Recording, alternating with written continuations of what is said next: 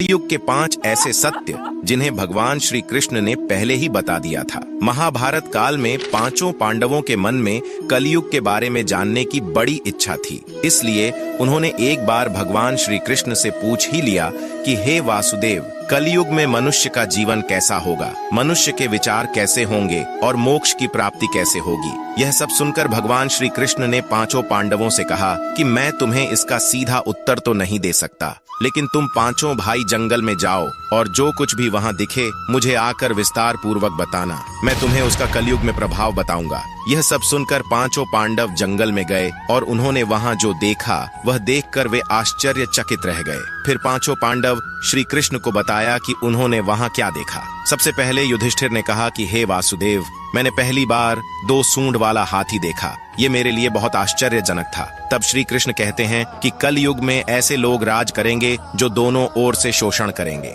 कहेंगे कुछ और करेंगे कुछ और, मन में कुछ और होगा और कर्म कुछ और ही करेंगे। ऐसे ही लोगों का कलयुग में राज होगा। उसके बाद अर्जुन ने कहा कि हे वासुदेव, मैंने जो देखा वह तो इससे भी आश्चर्यजनक था। मैंने एक पक्षी देखा जिसके पंख पर वेद लिखे थे, लेकिन वह मांस खा रही थी। तब श्री कृष्ण बताते हैं कि कलयुग में ऐसे लोग रहेंगे जो बड़े ज्ञानी कहलाएंगे, वे ज्ञान की चर्चा तो करेंगे लेकिन उनका आचरण राक्षसों जैसा होगा। कलयुग के मनुष्य धन और संपत्ति के लोभी होंगे, भले ही उनके पास कितना भी ज्ञान क्यों ना हो। उसके बाद भीम ने कहा कि एक गाय अपने बछड़े को इतना चाटती है कि बछड़ा लहू लोहान हो जाता है। तब श्री कृष्ण कहते हैं कि कलयुग में माँ के बच्चों की प्रति ममता इतनी बढ़ जाएगी कि उन्हें अपने विकास का अवसर ही नहीं मिलेगा, जिसके कारण मोह माया में पड़कर वे बर्बाद हो जाएंगे। इसके अलावा जब किसी का बेटा घर छोड़कर साधु बनेगा तो हजारों लोग उसके दर्शन करने जाएंगे, लेकिन जब खुद का बेटा साधु बनेगा तो वे रोएंगे कि मेरे बेटे का क्या होगा।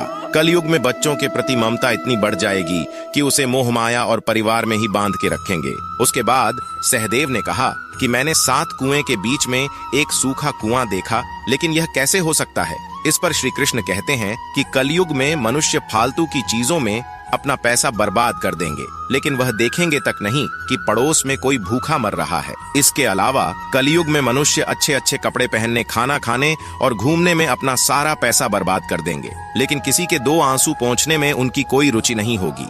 इसके बाद नकुल ने कहा कि एक चट्टान सभी पेड़ पौधे को तोड़ रहा था, लेकिन वह एक छोटे से पौधे पर टकराकर रुक जाता है। इस पर श्री कृष्ण कहते हैं कि कलयुग में लोगों का जीवन पतन हो जाएगा। ऐसे में हरि नाम का एक छोटा सा शब्द उस पतन को रोक पाएगा। अर्थात कलयुग में भी जो मनुष्य धन के लोभ को छोड़कर हरि नाम का जाप करेगा उसे कोई कष्ट नहीं होगा और मृत्यु के बाद उसे मेरी चरणों में जगह मिलेगी।